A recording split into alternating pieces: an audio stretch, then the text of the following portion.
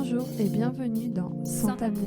Je suis Manon, passionnée de podcast et curieuse de tout. Et moi Jo, photographe culinaire et illustratrice.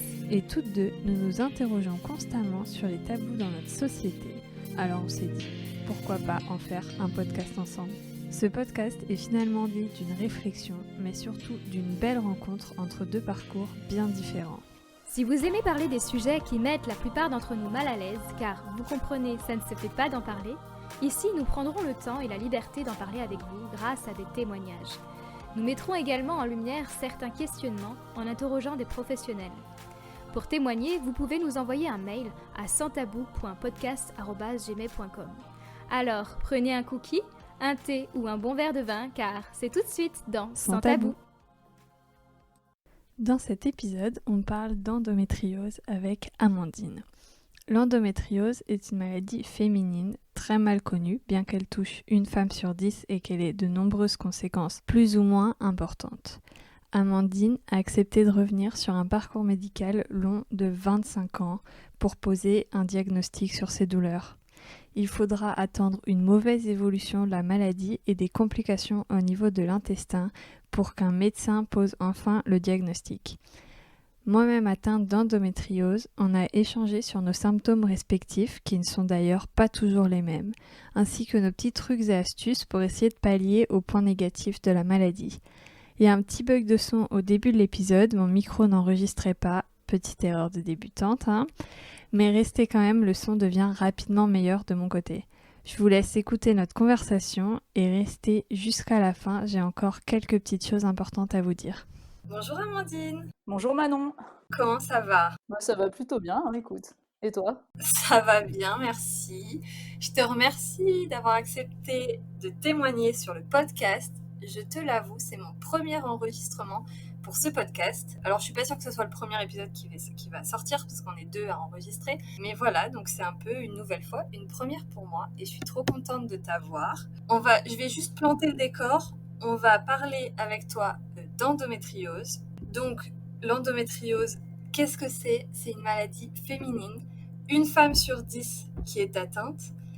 En moyenne, 7 ans pour se faire diagnostiquer. Donc, c'est un peu de ça dont on va parler, parce que toi, c'est même encore plus de 7 ans d'après ce que tu m'as dit en off. Et 40% des femmes atteintes rencontrent des problèmes d'infertilité et il n'y a absolument aucun traitement, on est bien d'accord, parce que c'est une maladie qui touche uniquement les femmes, donc tout le monde s'en fout. Moi, je plaisante, mais qu'un petit peu.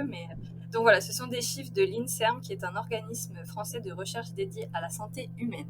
Voilà, j'ai planté le décor. Maintenant, bienvenue Amandine. Est-ce que tu as envie de te présenter un petit peu ?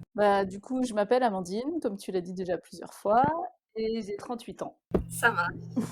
Je vais commencer par le début un peu. Comment se passent tes premières règles ? Est-ce que tu t'en souviens ? Ah oui, je m'en souviens très très bien. Ça a été l'horreur. Dès le départ, en fait. Je saurais pas dire exactement. Je sais que j'étais en 5e, donc j'avais 12 ou 13 ans quand j'ai eu mes premières règles. Et j'ai eu des douleurs dès le départ, en fait. Des douleurs assez horribles. Enfin, ça me traversait le ventre. J'étais malade, je vomissais, je faisais des malaises. Et donc au début, qu'est-ce qu'on te dit quand tu as tous ces symptômes ? Alors, quand je suis allée voir le médecin, on m'a dit « Vous êtes jeune, c'est normal ». Sauf que au fil des années, c'est pas passé. J'ai continué à poser des questions au médecin. On m'a prescrit de la viscéralgine et du Spasfon. Donc voilà, donc j'ai pris essentiellement ça. Ça ne faisait pas du tout effet. À un moment donné, j'ai un médecin qui a décidé de me prescrire la pilule. J'étais complètement contre le fait de prendre des hormones, mais j'ai quand même essayé pendant 2 ans. Et ça m'a soulagée un petit peu, mais c'était pas le top. Voilà pour le début, en fait. Et du coup, c'était il y a combien de temps ? C'était il y a 25 à 26 ans quand j'ai commencé. Et puis jusqu'à à peu près mes 20 ans, quoi. Ça, c'est la place jusque mes 20 ans. Ouais, donc en fait, même à l'époque, on ne parlait pas du tout d'endométriose, j'imagine. Non, mais puis ils s'en moquaient complètement, en fait. Non, ouais. C'était pas grave, j'étais malade un jour par mois. Mes parents étaient très inquiets. Enfin, je revois mon père en train de me faire des bouillottes pour essayer de me soulager, mais ça faisait rien. Au contraire, ça me faisait vomir. Enfin, c'était l'apocalypse, quoi. Ah ouais, horrible. En vrai, moi, je pensais que j'avais des règles horribles, mais il y a pire, hein. Et puis après, donc on a cherché à trouver des traitements. Donc mon père voyage beaucoup, il est parti au Burkina Faso, il a essayé de demander à des guérisseurs qui n'avaient pas de traitement à part des tisanes, mais que j'ai pas pu boire parce que c'était trop amer et ça me faisait vomir aussi, donc c'était pas la peine.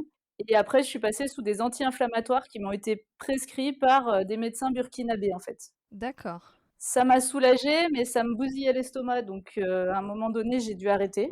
Eh ouais. Voilà, qu'est-ce que je peux dire d'autre? Après, j'ai trouvé en homéopathie et en phytothérapie, en fait. Donc j'ai pris de l'huile essentielle de basilic et j'en prends encore. Et c'est la seule chose qui me soulage un peu et qui me provoque pas d'effets secondaires. Ah, j'avais jamais entendu parler du basilic. En tout cas, on parle souvent de la verveine ou des trucs comme ça. Et j'avais jamais entendu parler du basilic. Alors normalement, le basilic, c'est pour tout ce qui est digestif, plus que tout ce qui est gynéco. Mais moi, ça fait effet parce que je pense que du coup, j'ai souvent un transit compliqué au moment de mes règles, donc ça doit provoquer aussi des douleurs. Enfin, ça doit me provoquer des douleurs au niveau de l'intestin, et du coup, ça soulage l'une des douleurs et ça m'aide à aller mieux, quoi. Mais en fait, l'endométriose, c'est une maladie hyper complexe parce que elle peut prendre des formes complètement différentes d'une femme à l'autre et les symptômes peuvent être complètement différents. Et il y a le dérèglement de l'appareil digestif en fait dans ces symptômes. Donc, Il y a ça, effectivement, le dérèglement de l'appareil digestif, le dérèglement de l'appareil urinaire. Ça fait des, comment je pourrais dire, je me souviens plus du terme. des Mais en cystites, gros, non, c'est pas lié. non, il y a des bouts d'endomètre qui vont se fixer en fait sur, soit sur la paroi de l'utérus, soit sur la paroi de l'intestin, de ce que j'ai compris, parce que Hmm. oui, ce que j'ai pas dit au départ, c'est que j'ai été diagnostiquée que le 15 juin de cette année, donc pour moi c'est tout nouveau aussi. Ouais, donc 15 juin 2021. C'est ça. Je ne sais pas quand sortira l'épisode, hein, c'est pour ça que je précise, je précise la date. Et donc, tu as été diagnostiquée en 2021, mais du coup, pendant 20 ans, tu as été dans une espèce d'errance médicale, quoi. Pendant 25 ans. 25 ans, ouais, c'est énorme. C'est énorme, et en plus, au fil du temps, alors maintenant que je sais que j'ai de l'endométriose, j'ai fait un petit peu une rétrospective de tout ce que j'avais vécu et je sais que c'est lié à ça, mais au fil des années, ça s'est aggravé. Ouais, c'est ça. En fait, le problème de l'endométriose, c'est qu'à chaque... Je suis pas du tout une experte, hein, mais j'aimerais bien un jour avoir quelqu'un d'expert sur le sujet. En fait, le problème de l'endométriose, c'est qu'à chaque règle, ça peut grossir. Et donc, effectivement, si tu as été pendant 25 ans dans cette errance médicale à avoir tes règles tous les mois, eh ben, ça a pris de l'ampleur, quoi, j'imagine. Ça, je saurais pas l'expliquer parce que j'ai jamais eu d'examen avant, en fait. Mais oui, moi, je m'en rends compte. Je sais que maintenant, j'ai des règles hémorragiques quasi chaque mois. C'est hyper handicapant parce que c'est fatigant. Et puis parce que régulièrement, en fait, je m'en rends pas compte que j'ai des règles hémorragiques et du coup, je tâche mon pantalon. Enfin voilà, tu vois, c'est assez horrible, quoi. C'est pas évident à vivre au quotidien, quoi. Non, c'est très compliqué. Pendant cette espèce d'errance médicale, c'est pas une espèce, hein, pendant cette errance médicale, est-ce que tu as, en fait, t'as cherché à apaiser tes symptômes? Est-ce que tu as, pendant 25 ans, lutté pour voir des spécialistes dans différents domaines pour trouver le pourquoi? Ou est-ce qu'au bout d'un moment, tu as lâché l'affaire et tu as dit, c'est bon, de toute façon, ils savent pas, quoi. En fait, j'ai jamais cherché. Ok. Dès l'instant où on m'a dit c'est normal, t'es jeune, c'est pas grave, moi je me suis résignée tout de suite. C'est fou, les paroles de médecins. On prend ça pour évangile, quoi. Enfin, Après, là, je vais faire une digression, je préfère le dire tout de suite. Moi, j'ai un passif médical très compliqué et du coup, j'évite les hôpitaux et les médecins. ça se comprend. Finalement, c'est qui le praticien qui t'a mis le mot endométriose sur tous tes mots MAUX? Bah, c'est la personne, enfin le médecin qui a vu mes clichés quand j'ai fait mon IRM C'était un IRM. pelvien. Ok. Et c'était parce que tu recherchais Tu t'étais dit, bon, allez, je vais m'y mettre, je vais rechercher, ou c'était pour une autre raison que tu avais fait cette IRM? Alors, je t'explique tout. Vas-y. Il y a à peu près 4 mois, j'étais devant la télé un soir et là, j'ai des très, très, très grosses douleurs, au ventre et je comprends pas d'où ça vient. J'ai l'impression que c'est digestif, mais comme si j'avais une occlusion intestinale, en fait. Je me dis: «Le lendemain, si c'est comme ça, je pourrais pas aller travailler, donc je vais voir si ça passe en prenant des antalgiques et tout», et ça marche pas. Donc le lendemain, je prends rendez-vous avec mon généraliste. Je vais le voir. Il me dit bah, vous avez le ventre mou, c'est bon, il n'y a pas d'inflammation, c'est rien. Je vous mets un jour d'arrêt. Donc c'était un vendredi. Donc il m'arrête le vendredi et il me fait prescrire une prise de sang. Le samedi, du coup, je vais faire ma prise de sang et quand j'ai les résultats, bah, il n'y a rien à la prise de sang. Ok. Et t'as toujours mal Du ou coup, c'est une crise qui est passée? j'ai toujours mal. J'ai toujours mal, c'est une horreur.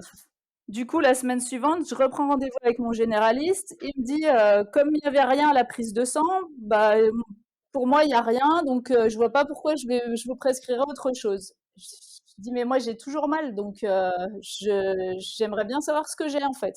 Je lui dis, vous pouvez pas me faire passer au moins une analyse d'urine parce que j'ai déjà eu des problèmes de calcul rénaux et peut-être que ça peut me faire des douleurs comme ça. Donc, il accepte de me faire passer une analyse d'urine et une échographie pelvienne. Ok. Du coup, je vais faire tout ça. Donc, il y a un mois qui s'écoule. Ah oui, quand même. Ben, le temps de prendre rendez-vous pour passer l'échographie. Et à l'échographie, il n'y avait rien. Mais la personne qui m'a fait passer l'échographie me dit c'est bizarre, il faudrait quand même que vous alliez faire d'autres investigations parce que c'est pas normal à votre âge que vous ayez des douleurs comme ça. Entre-temps, je vais voir mon ostéopathe qui me suit depuis que je suis enfant et il essaye de voir d'où ça peut venir, mais il comprend pas. Il me dit ça fait cruralgie, en même temps ça fait appendicite, et puis je sens qu'il y a plein de matière dans votre intestin et que ça s'évacue pas. Enfin, c'était très bizarre, quoi. Du coup, je retourne voir mon généraliste en lui disant voilà ce que m'a dit mon ostéopathe.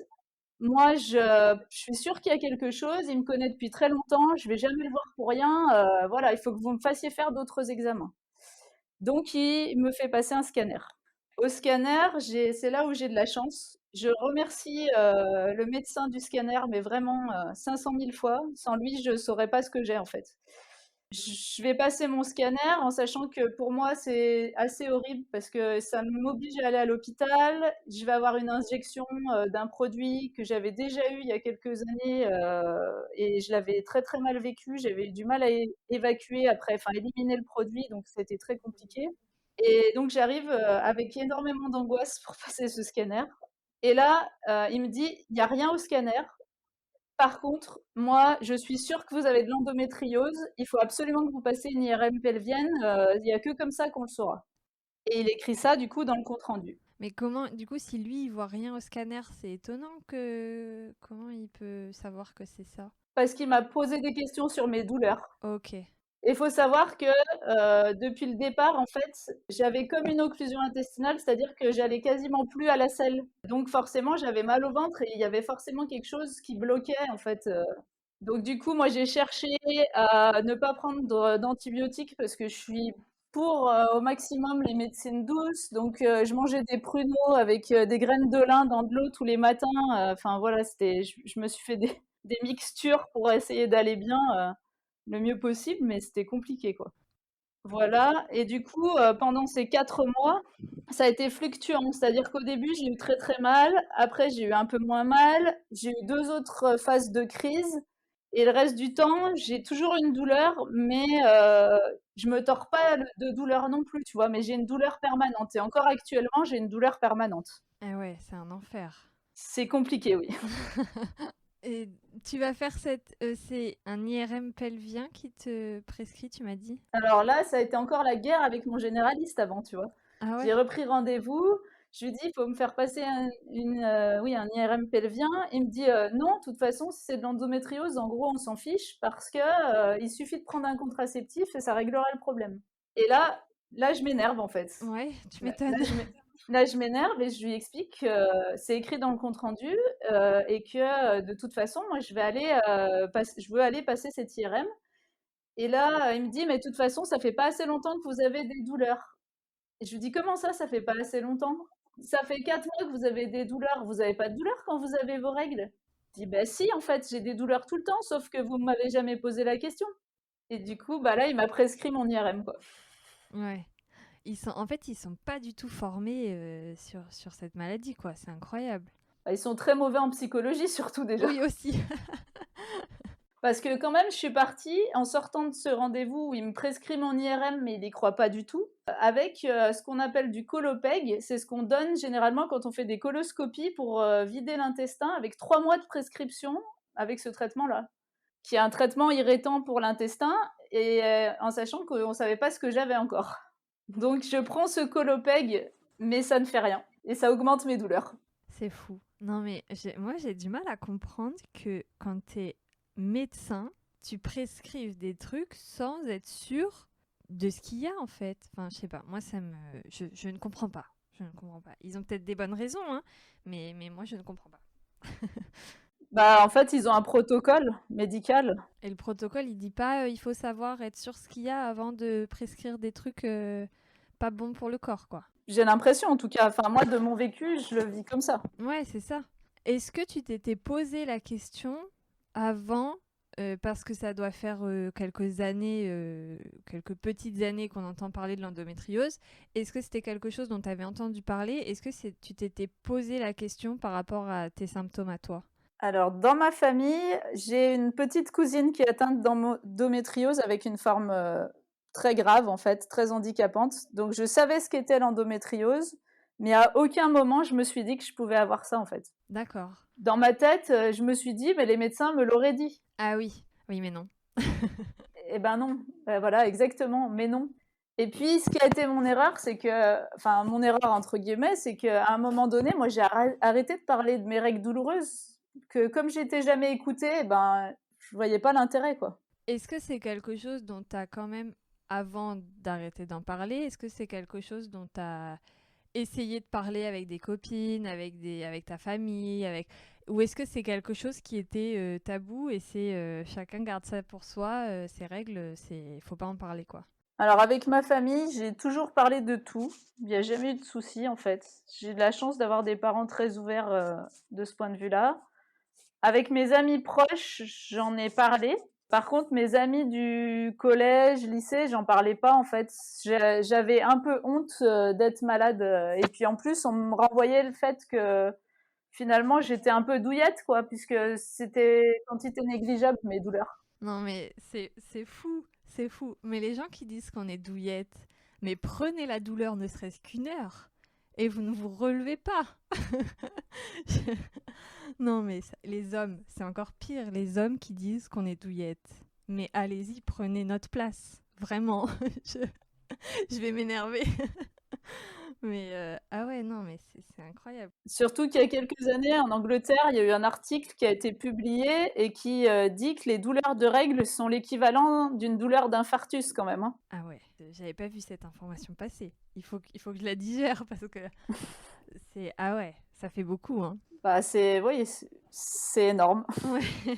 Mm. Et puis moi, c'est invalidant dans le sens où quand j'étais au collège et au lycée, mes parents venaient me chercher régulièrement parce que je tenais plus debout en fait. Donc ça t'a quand même empêché d'aller en cours. Est-ce que ça a pu t'empêcher d'aller travailler aussi? Est-ce que ça t'a posé des problèmes dans ta vie sociale? Dans ma vie sociale, oui. Parce que parfois, je prévois d'aller, je sais pas, au restaurant avec des copines et si ça tombe sur cette période-là, bah, c'est cuit en fait. Je suis obligée d'annuler. Dans ma vie professionnelle, j'ai l'impression que j'ai conditionné mon corps pour que mes règles tombent les mercredis et les week-ends puisque je suis prof. Donc, du coup, c'est les jours où je travaille pas. Et généralement, ça tombe toujours ces jours-là. Ouais, le corps est incroyable. Enfin, je trouve qu'il est incroyable. Se caler sur le rythme comme ça, parce qu'en fait, comme t'es prof, t'as pas le droit. Enfin, t'as le droit d'être malade, mais en fait, t'as pas vraiment le droit parce qu'il faut te lever le matin pour aller donner le cours, quoi. Après, ça m'arrive que ça arrive en classe, hein. C'est pas, ça marche pas à 100%, mais du coup, à ce moment-là, bah, mes élèves, je leur explique que j'ai mal au ventre et que je vais rester contre le radiateur à peu près toute la journée et qu'il va falloir qu'ils se déplacent. Et j'envoie un élève écrire à ma place au tableau en sachant que je suis enseignante en classe de CP. Ah d'accord.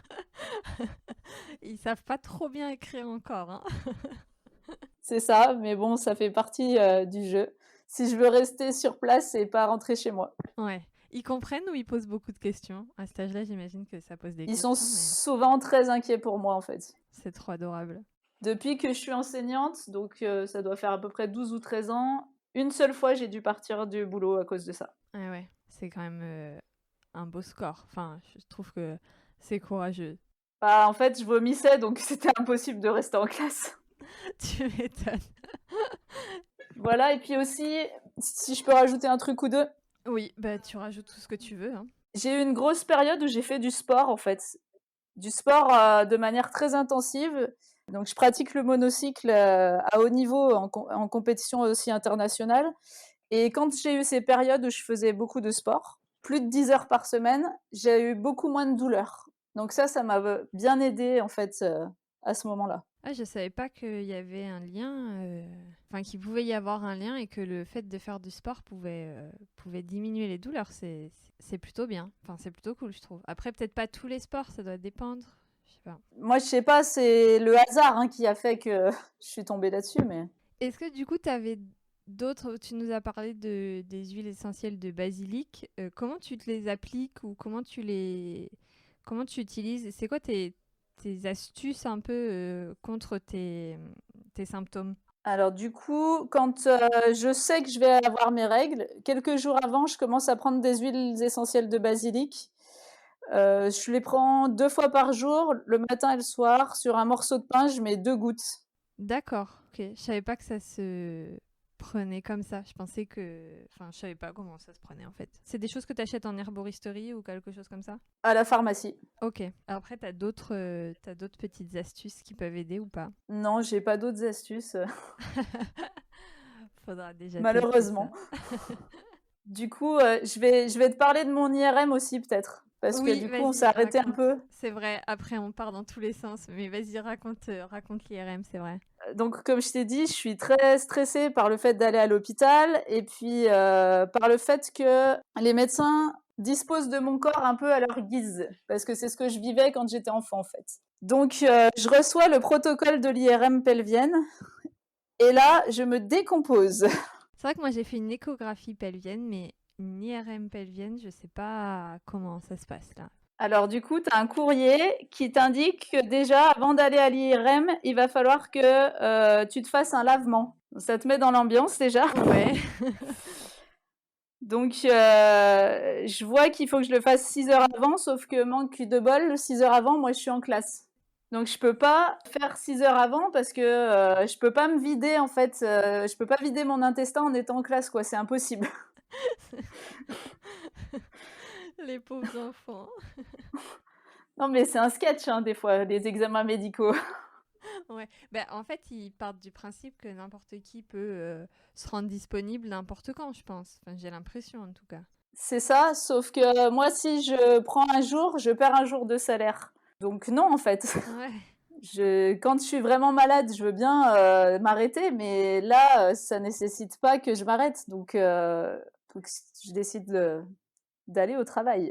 Donc ça, c'était la première partie. Après, il y a un autre courrier très sympathique qui t'explique le protocole de l'IRM et qui dit que pendant l'IRM, il y aura une injection de gel au niveau rectal et une injection de gel au niveau vaginal et qu'il faudra certainement pousser ou retenir le gel pour voir comment ça fonctionne au niveau de l'utérus et au niveau du rectum. Je ne vois pas ma tête parce qu'on est à distance, mais ça ne me fait pas envie, hein.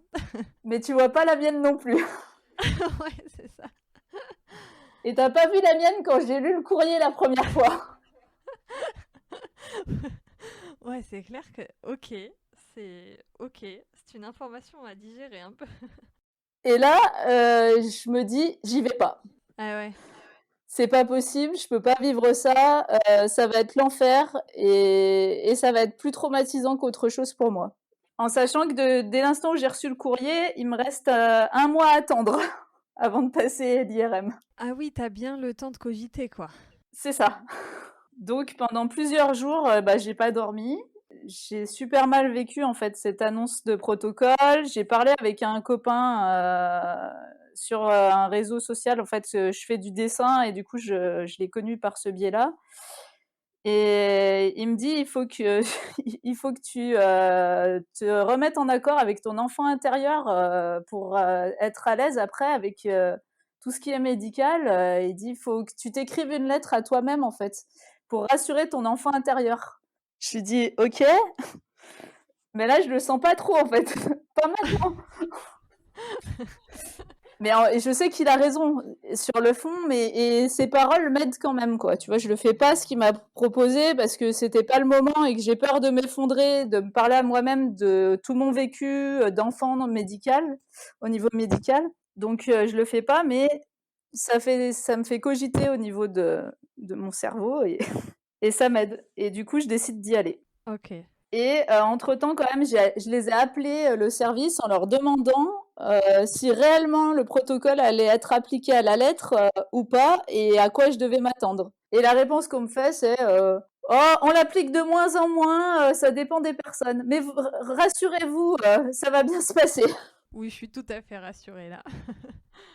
Dans ma tête, je me disais, mais qu'est-ce que c'est que cet examen moyenâgeux, quoi? T'avais cherché des témoignages ou des gens qui auraient fait cet examen et qui auraient pu t'en parler ou pas du tout? Je suis allée sur internet et j'ai regardé les protocoles d'IRM, mais en fait, c'était exactement ce qui m'avait été annoncé, quoi. Ouais. Et en plus, dès l'instant où au scanner, le médecin m'a parlé d'endométriose, je suis allée sur Endo France, donc le site d'endométriose en France, et je me suis renseignée et je savais pertinemment que j'avais ça. Ouais. Et du coup, je vais à l'IRM et là, j'arrive au secrétariat et la personne me dit je vous préviens, je sais pas si vous avez été informé, le médecin n'est pas là, donc vous allez vivre, comment ils appellent ça, en gros, c'est une radio à distance, quoi. C'est-à-dire que le médecin, il voit tes clichés, mais tu le rencontres pas à la fin. Parce que quoi? Parce que Covid? Parce qu'il n'est pas sur place, qu'il est ailleurs, donc je sais pas où, mais voilà. Mais c'est très étonnant comme façon de faire. Je trouve ça A très priori, déstabilisant. c'est souvent maintenant. Ok, je serai prévenue pour la prochaine fois. Je trouve ça très déstabilisant, mais ok. Et du coup, elle me dit, moi, il va me dicter votre compte rendu et vous repartirez avec votre compte rendu, mais lui, il vous parlera pas, quoi. Ok. Finalement, tout se passe bien à l'IRM. J'ai pas leur protocole barbare. J'ai un IRM tout simple. Ça m'allait bien. Ouais. Du coup, c'est quoi l'IRM? Enfin, comment ça se passe l'IRM tout simple? Du coup, il te pose une perf pour injecter un produit. Je crois que c'est pour éviter le péristaltisme de l'intestin, en fait. Du coup, pour éviter que ton intestin bouge pendant l'examen et qu'il puisse bien voir, il D'accord. t'injecte ce produit-là. Ok. Et puis après, tu passes dans un tube. C'est pas agréable parce qu'il y a énormément de bruit. Ça fait un peu comme des marteaux-piqueurs. Et que l'examen dure quand même 25 minutes. Donc pour gérer le stress que je pouvais avoir, je me suis mis en méditation pleine conscience. Et ça s'est bien passé, quoi. Ok, ça marche. Et là, donc je repars avec mon compte rendu. Et j'ai toujours pas vu de médecin depuis. Donc concrètement, je sais que j'ai de l'endométriose parce que c'est un mot qui apparaît 25 fois dans le compte rendu, mais je sais pas à quel degré. D'accord. Mais comme j'ai décidé de plus jamais retourner voir mon généraliste, pour l'instant, je peux pas aller voir qui que ce soit. Il faut que je trouve un autre médecin qui sera à l'écoute. Alors, moi, je suis passée par une sage-femme. En fait, sur Endo France, là dont tu parlais tout à l'heure, en fait, Endo France, c'est une association de lutte contre l'endométriose. Ils ont plein d'actions. Et il y a tout un réseau de professionnels de santé qui sont au moins... Enfin, alors qui sont soit formés, mais qui sont surtout au moins au courant de la maladie de l'endométriose et qui sont bienveillants avec ça. Et donc moi j'avais trouvé une sage-femme, je suis à Paris donc c'est peut-être plus facile, je sais pas où tu es en France ou dans le monde, mais il y en a un peu partout, hein. Et j'avais trouvé une sage-femme et j'ai trouvé que c'était plus simple d'aller voir une sage-femme que un ou une gynécologue. Voilà, moi j'ai trouvé ça comme ça. Et en plus, t'as pas besoin de passer par le généraliste pour aller voir une sage-femme. Ok. Voilà, si ça peut aider. Mais moi, je vais aller dans un centre spécialisé, je pense, Ouais. endométriose, parce que je pense que mon intestin est atteint, en fait. Eh oui. Et il faudra certainement à terme que j'ai une chirurgie. Et du coup, quand il y a une chirurgie, il faut qu'il y ait plusieurs médecins, en fait. Tu as plusieurs spécialistes qui vont s'occuper de ton cas, entre guillemets. Et je préfère qu'il y ait tout dans un centre plutôt que d'aller voir d'un côté un gynéco, de l'autre un spécialiste au niveau de l'intestin, là j'ai oublié le nom, enfin un gastro-entérologue, un urologue si jamais ça a migré au niveau de ma vessie, après il faut voir un sophrologue et un psychologue, enfin je préfère que tout soit centralisé et pas avoir à courir à droite à gauche, quoi. C'est vrai, ouais. Et du coup, depuis que j'ai cette endométriose, bien évidemment, j'ai rencontré plein de gens qui ont de l'endométriose, donc je vais avoir des adresses très rapidement et je pourrais prendre mes rendez-vous sereinement avec des gens qui s'y connaissent, quoi. Ouais, c'est ça. Une fois qu'on sait qu'on va avoir accès à des professionnels bienveillants sur le cas, et ben c'est plus simple de, j'imagine, hein. Enfin, moi j'avais pas de problème avec le corps médical, mais j'imagine que dès que tu sais qu'ils vont être bienveillants avec cette situation, c'est plus facile de prendre des rendez-vous. Ça sera difficile quand même parce que pour moi, c'est ancré en moi ces problématiques avec les médecins, mais de savoir que je vais être entourée par des gens qui déjà vont m'écouter, ça change, ça fait beaucoup. Ouais. Là, pour te dire, il y a 2 jours, j'ai vu une acupunctrice parce que ils préconisent d'aller voir un acupuncteur sur Endo France.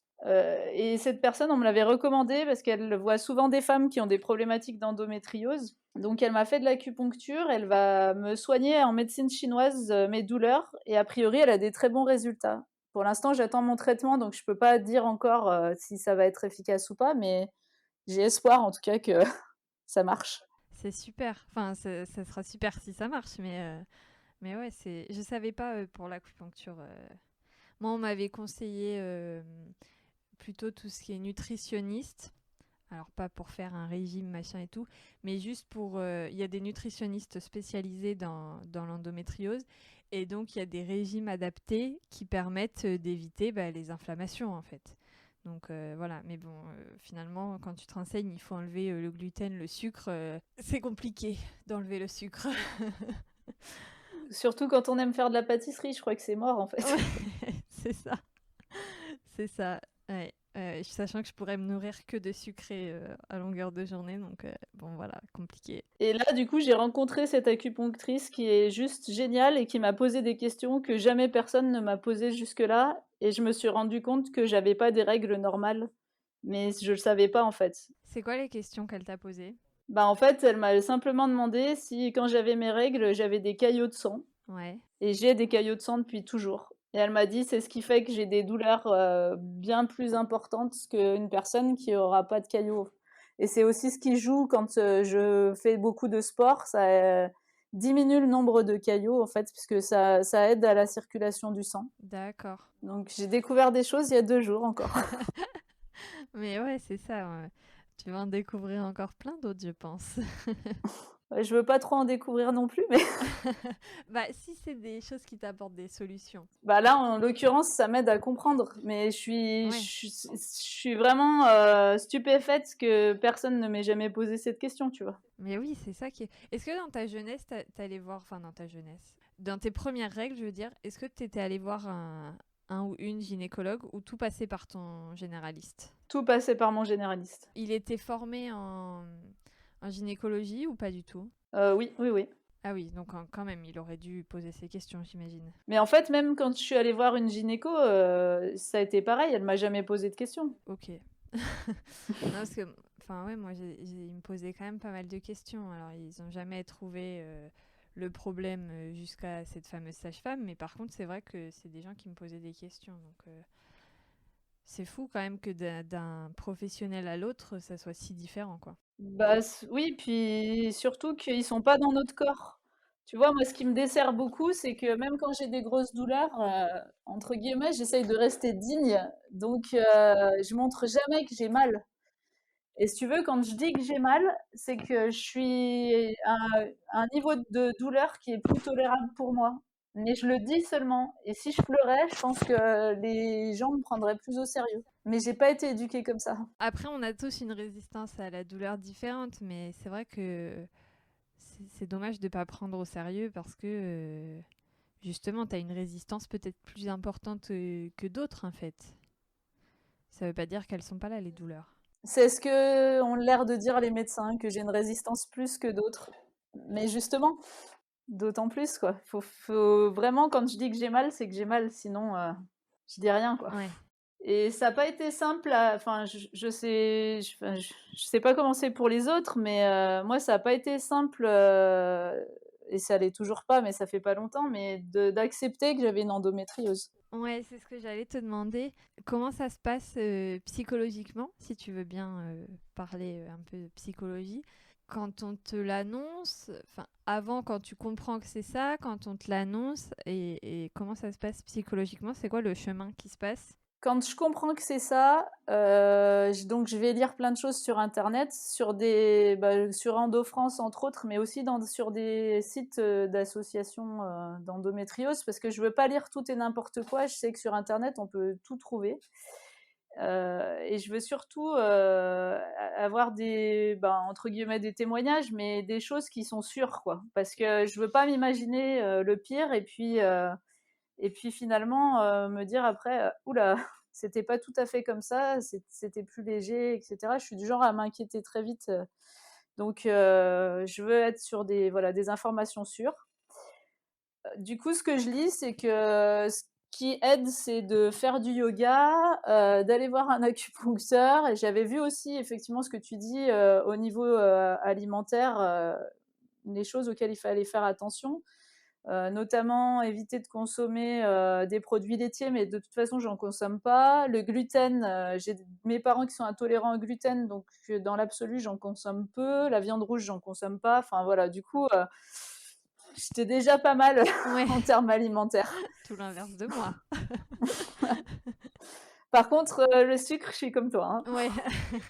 J'en consomme pas beaucoup, mais j'en consomme et j'ai pas envie de me priver parce que de toute façon, je vois pas de différence quand je consomme des produits et quand j'en consomme pas en termes de douleur ou d'inflammation, ça change rien. Donc pour l'instant, je veux pas me priver. Le jour où il faudra que je le fasse vraiment, si ça évolue, bah je le ferai, mais Ouais. du coup, je m'étais dit qu'il fallait que j'ai un moral fort parce que je savais pas ce qu'on allait m'annoncer. J'avais envisagé plein d'autres choses que l'endométriose, notamment les maladies de Crohn, une rectocolite hémorragique, ce genre de choses en fait, un cancer, enfin voilà, des choses comme ça. D'accord. Ah oui, oui, c'était parti assez loin. Ben, je suis entourée de personnes qui ont ce type de maladie, donc du coup, je m'étais dit, ouais, elles ont quand même eu ces problématiques-là aussi avant, de digestion, etc. Donc, je dis peut-être qu'on est passé à côté sur le scanner et qu'à l'IRM, ça va révéler quelque chose de différent de ce qu'on m'avait annoncé au scanner. Donc, je voulais quand même essayer de pas me focaliser que sur l'endométriose. Ok.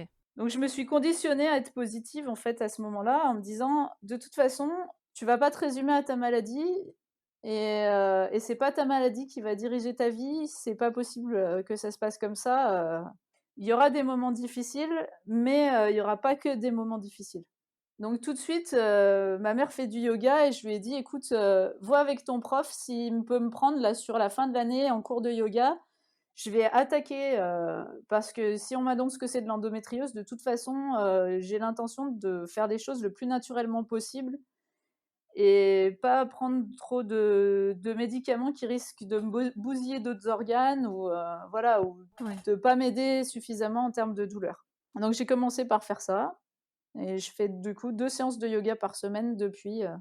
Voilà, moi je suis du genre à prendre les choses en main, quoi. Et ça t'aide le yoga? Ça m'aide au niveau digestif, oui. Ah ouais? Après, c'est pas magique, hein. Et je fais un yoga dynamique. C'est-à-dire que je suis pas que dans un yoga où on reste dans la posture. C'est un yoga qui est très physique, où on fait des enchaînements de mouvements. Ok. Voilà. Et après, ce qui a été compliqué, c'est que toute ma vie, je me suis dit que j'avais pas envie d'avoir d'enfants, mais je me suis quand même pris une claque en apprenant que l'endométriose rendait à 40%, enfin, chez 40% des femmes, il y avait une stérilité, quoi. Ouais. Voilà, je me suis dit: «C'est plus un choix, si jamais je suis stérile, c'est une obligation, quoi, après». Ouais, c'est ça. En fait, c'est 40%. Alors, il y en a qui tombent enceintes plus ou moins facilement, surtout moins que plus, mais il y en a qui tombent enceintes. Mais effectivement, il y en a où c'est quasi de l'impossible, quoi. Et aujourd'hui, avec ça, avec cette idée, parce que là, du coup, ça fait 2 mois seulement, hein, mais avec cette idée, comment tu vis? Ça fait 1 mois seulement, en fait. C'est une idée toujours compliquée à accepter. Est-ce que tu es allé voir un ou une psychologue ou est-ce que c'est un travail que tu fais toute seule? En fait, je voyais un psychologue avant, je suis en thérapie depuis très longtemps pour d'autres, problématiques. Donc de ce point de vue-là, je vois toujours quelqu'un, hein. Voilà, et j'en ai discuté avec lui. C'est pas forcément tout le temps l'objet des séances, mais voilà, ça en fait partie. Je sais par contre que ça risque de modifier ma vie, je suis pas sûre du coup de continuer dans l'éducation nationale si ma maladie évolue. Ah ouais, parce que... Parce que non seulement je suis professeure des écoles, mais je suis directrice de l'école et tout ça, ça m'engendre beaucoup de travail et beaucoup de stress. Hmm. Et je suis pas sûre que le stress soit un bon allié en fait avec quand on a une maladie. C'est rarement un bon allié, je crois, hein. T'as pas des phases de fatigue? Alors moi j'ai ça, hein, j'ai des phases de fatigue, genre là ça fait 3 jours que je dors H24, je peux pas passer plus de 3 heures réveillée sans être crevée comme s'il était 2 heures du matin et que j'avais bu tout l'alcool de la soirée. Est-ce que t'as aussi ces phases de fatigue ou pas? Parce que... Ah ouais, tu fais ce genre de choses toi, tu bois tout l'alcool de la soirée. Non, je Ok. ne bois pas d'alcool en plus, alors... Mais clairement, j'ai cette impression, quoi. Hier, il était 15 heures, j'avais fait une sieste à midi et j'étais, mais il faut que je mette des allumettes dans mes yeux pour tenir debout, quoi. Mais est-ce que ça fait partie de tes symptômes? En fait, oui, je suis fatiguée. Je suis beaucoup plus fatiguée depuis 4 mois, depuis que j'ai mes douleurs, au niveau de l'intestin et quand j'ai mes règles, ça me couche pendant 3 jours là maintenant. C'est plus une journée, c'est 3 jours, quoi. Ah oui, c'est que vraiment, ça a pris de l'ampleur là ces derniers mois, quoi. Oui, c'est terrible, je ne peux pas décoller en fait, je sors pas de mon lit. Ouais, c'est ça, c'est tellement handicapant, enfin... Puis c'est tellement Après, frustrant, enfin, moi je m'écoute jamais en termes de fatigue. Du coup, même si je suis fatiguée, je fais quand même ce que j'ai à faire. J'aurais écouté des podcasts jusqu'à 3 heures du matin. Ça t'a marqué ça, hein? Mais oui, mais oui, tu as écouté un podcast jusqu'à 3 heures du matin. Mais moi, je m'endors, c'est pas possible. J'ai besoin de... En fait, j'en ai écouté 2 d'affilée, c'est surtout ça. Ouais, c'est ça, c'est vrai. Bah, hier, j'ai tenu jusqu'à 1h30 hein, pour l'autre podcast que j'ai écouté. Mais moi, après 22h30, même en regardant la télé, je m'endors. Donc, Et c'est pour ça que je dis que je serais certainement amenée à devoir changer de boulot. Parce que je suis tellement habituée à pas m'écouter et à avoir du boulot par-dessus la tête sans arrêt, que ça va m'empêcher aussi de prendre soin de moi. mm, Il va falloir qu'à un moment donné, je m'écoute et que j'écoute le fait que mon corps me dise qu'il est fatigué et qu'il a besoin de repos. ouais. Je dors à peu près 5 heures par nuit dans l'année, en fait. Oh là là, mais je ne sais pas comment tu fais. Et puis, t'es debout toute la journée, enfin, quand t'es prof. Oui, je suis en action tout le temps, j'adore. Mais par contre, tu vois, quand c'est les vacances, je peux dormir 24 heures, quoi. Ah ouais, c'est la pression qui redescend.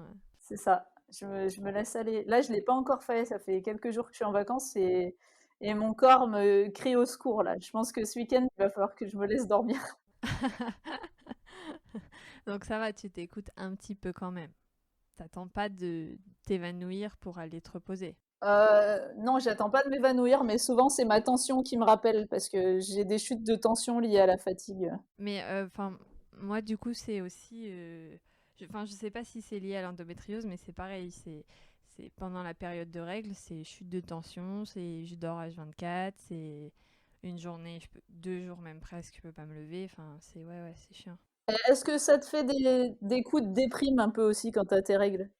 Moi, le moindre truc, je pleurerais en fait. Enfin, tu vois, si je vois quelque chose de touchant sur, je sais pas, sur Internet ou si j'écoute un podcast un peu touchant, je suis effondrée. En fait, au niveau hormonal, c'est le chaos. Ouais. Non, mais alors moi, c'est la semaine avant, en général, mais après, moi, je suis hyper émotive de base. Je suis pas, enfin, peut-être, mais je m'estime pas hyper sensible, vraiment, euh, comme très fortement, mais hyper émotive très fortement. C'est-à-dire que par exemple, tout à l'heure, juste avant, j'avais un rendez-vous professionnel et en fait, ça s'est tellement bien passé, j'ai tellement aimé l'énergie de la personne avec qui j'étais que quand cette personne a raccroché, je me suis mise à pleurer de, de, de joie. Enfin voilà, donc c'est c'est de l'hyper émotivité, mais tout le temps. Alors, est-ce que c'est lié à ça? Je ne sais pas. Mais avant les règles, de toute façon, c'est le chaos émotif, hein, ça c'est sûr. Moi, je sais que j'ai 2 jours où c'est catastrophique, hein. Mais c'est que de la tristesse ou c'est amplifié sur toutes les émotions? Non, c'est vraiment, plus sur la tristesse, tu vois? Ah ouais, Mais parce que ça je pense que c'est aussi en lien avec la fatigue que ça m'occasionne. oui, Moi, je suis aussi hypersensible. Enfin, moi, j'aime pas dire le mot hypersensible parce que pour moi, le mot hypersensible, c'est lié au sens. ouais, Tu vois, l'odorat, l'ouïe, tout ça. Donc, je dis, je suis très sensible. oui, c'est ça, ouais, ouais. Voilà. Moi, c'est plus que j'ai l'impression que ce mot, il est stigmatisé à tort parce que je trouve que c'est une qualité plus qu'autre chose de. Pour moi, c'est ressentir les. Enfin, du coup, en fait, voilà, chacun l'interprète selon soi-même, mais pour moi, c'est ressentir les émotions plus fortes. Et pour le coup, je suis une vraie Je suis éponge à d'accord avec émotions. toi. Je suis d'accord avec toi et voilà. Donc, moi, je fais partie des personnes très sensibles, mais moi, c'est intériorisé. Je vais pas sauter de joie ou Ah ouais. ça se verra pas forcément. Ouais, faut que les émotions, elles sortent. Mais c'est bien, hein, c'est ce qu'il faut. Moi, c'est pas toujours très normal, hein. Je sais pas s'il y a normal ou pas normal, mais il y a comment chacun se sent. Est-ce que, je repars sur l'endométriose, est-ce que c'est quelque chose, par exemple, est-ce que dans ton travail on le sait? Est-ce que ta famille, bah du coup tu disais que ta famille tu parlais de tout avec eux, mais dans tes amis, est-ce que c'est quelque chose que un peu tout le monde sait et au moins les gens savent le pourquoi du comment tu peux être dans cette position, pas bien ou pas? Ou est-ce que c'est quelque chose que tu gardes pour toi? Alors, quand j'avais que des «règles douloureuses» entre guillemets, quand il y avait pas eu le diagnostic d'endométriose, ma famille était au courant, certains de mes amis, mais c'est tout. Au travail, personne ne le savait, j'en avais jamais parlé et là, ils ont suivi en fait mon errance médicale. Ils étaient inquiets pour moi, mes collègues. Toutes mes collègues du coup femmes sont au courant que j'ai de l'endométriose. Mes collègues hommes ne le sont pas, pas parce que je veux pas en parler, mais parce que je pense que eux ont pas osé me poser la question, ils étaient gênés, je pense. Ouais, Tu vois, c'est plus dans ce sens-là parce que là, mon ami dont je parlais tout à l'heure, qui est un garçon, et ben, il est au courant de tout. Moi, enfin, j'ai pas de tabou en fait par rapport à ça. ok. C'était un peu ma question, effectivement, déguisée. Le podcast ne s'appelle pas Pas Sans si bien tabou pour rien. déguisé que ça, en fait. Ouais, c'est ça. En même temps, c'est le nom du podcast. Est-ce qu'on pouvait s'en douter? Je- Non, et si c'était tabou, je pourrais pas en parler dans un podcast. On va être clair là-dessus. Exactement. Il me reste un sujet. Je voulais te demander, est-ce que ça a été ou c'est un problème dans ta sexualité? Parce que je sais que l'endométriose, ça peut aussi provoquer des douleurs pendant les rapports sexuels. Donc, est-ce que si tu as une sexualité hétérosexuelle, bien sûr, parce que c'est vraiment la pénétration qui fait mal, il me semble, mais je ne suis pas sûre de ce que j'avance. Donc, peut-être que. Enfin, bref, voilà. Est-ce que c'est un problème ou ça a été un problème dans ta sexualité? Alors, je pourrais pas répondre à ta question parce que je n'ai pas de sexualité. Ok, très bien. Et bah, comme ça, c'est. Donc, et j'ai pas échangé avec des gens à ce sujet-là, donc je pourrais pas citer d'exemple non plus. Donc, Ça marche. Non, mais de toute façon, c'était ton ressenti à toi que je voulais, donc très bien. Est-ce que tu as quelque chose à rajouter? J'avais une dernière question très pertinente et je l'ai oubliée et je l'ai pas notée. Est-ce que tu as quelque chose à rajouter sur ce parcours avec l'endométriose? j'ai quelque chose à rajouter. Quelle était cette question très pertinente? Mais je ne sais plus. J'y ai pensé, en vrai, j'y ai pensé hier soir en me couchant. J'ai dit, ah tiens, la dernière question du podcast, ça sera ça. Et je me souviens m'être fait cette réflexion et je me souviens plus c'était quoi la question. Et j'étais en phase d'endormissement et je pouvais pas écrire. Mais donc Prends ton téléphone, écris dans ton téléphone, franchement. C'est la seule question que j'attendais. Ah ouais, non, mais c'est pas grave. Je vais faire comme si tout allait bien et que j'avais une question super pertinente à la fin. Pour l'instant, est-ce que tu as quelque chose à rajouter pendant que je réfléchis? Non, moi j'ai fait le tour. Voilà, c'est surtout peut-être dire aux femmes, aux jeunes filles qui vivent ça, de bien en parler autour d'elles, que ce soit avec leur médecin ou avec des copines ou avec tout le monde, de ne pas avoir honte d'en parler parce que de toute façon ça fait partie de la nature. Et puis parce que si elles ont des grosses douleurs, c'est pas normal. Encore une fois, c'est pas normal. Ouais. Bah, je pense que c'est un beau mot de la fin. J'ai pas ma question super pertinente, hein. Mais je pense qu'on peut rester là-dessus. Tu me la poseras En off. sur les réseaux et puis je t'y répondrai à l'écrit. Voilà, exactement. Merci beaucoup, Amandine. Merci beaucoup à toi surtout d'avoir pris le temps. Bah toi, moi c'est mon travail, c'est mon plaisir. Merci à toi de t'être livrée sans concession et sans tabou. Et moi je dirais aussi merci à Jo. Oui. Parce que j'aurais pas été mise en lien avec toi s'il n'y avait pas eu Jo. C'est vrai. Et au-delà, merci à Gabriella, parce qu'en fait, je vous aurais pas connue par Gabriella, sans Gabriella en fait. Et oui, du coup, je vais essayer de recontextualiser rapidement. On parle de Gabriella. Alors moi, du coup, j'ai un autre podcast qui s'appelle Le Départ, petit moment autopromo, dans lequel j'ai interrogé Gabriella sur ses changements de vie, parce qu'elle a changé de vie pour vivre sa meilleure vie aujourd'hui. Et en fait, elle racontait qu'elle avait créé une formation qui s'appelle Vivre Food, dans laquelle je suis et dans laquelle Jo est. C'est comme ça que nous deux on s'est rencontrés et dans laquelle tu es aussi.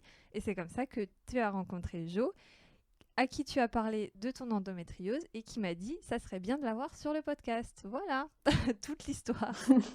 Et en fait, Jo, je l'ai rencontré avant d'être sur la formation. Mais oui, l'histoire, c'est ça. Oui, c'est vrai. Elle m'avait dit que tu lui parlais avant. Mais voilà, grosso modo. Et donc, je te dis à bientôt. À bientôt, Manon. Salut. Salut.